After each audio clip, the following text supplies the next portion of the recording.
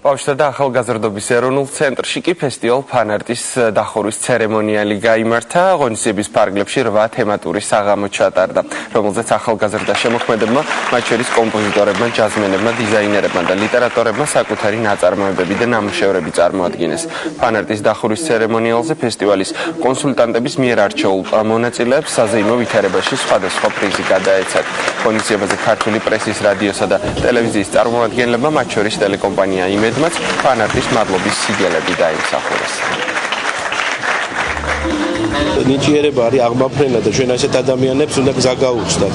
იმისთვის რომ მათ თავიანთი ნიჭის საზოგადოებისთვის იყოს მათი ნიჭიერება საზოგადოებისთვის იყოს ხელმისაწვდომი და თვითონ ამ ახალგაზრდებს გქონდეთ мотиваცია რომ იღვაწონ საზოგადოებისთვის. ამიტომ ჩვენ მზად ვართ ვიმუშაოთ ამ მიმართულებით და ხელი შეუწყოთ ამ ახალგაზრდებს რომ ისინი უფრო აქტიურები იყვნენ, ჩართულები იყვნენ. ეს ლიტერატურულ სარბიელზე ასე ვთქვათ პირველი წარმატება არის ჩემი და საკმაოდ მნიშვნელოვანია. იმედია გაგრძელდება ჩემი წარმატებაც ფანარტიც. წელს პირველად ვარ კონსულტანტი და გარდა იმისა რომ რაღაცა ეს თეატრალური ნაწილს ვაქცევდი ყურადღებას, საკმაოდ დიდი ინტერესით ვიარეს სხვა დღეებზეც და სხვა ჟანრზეც.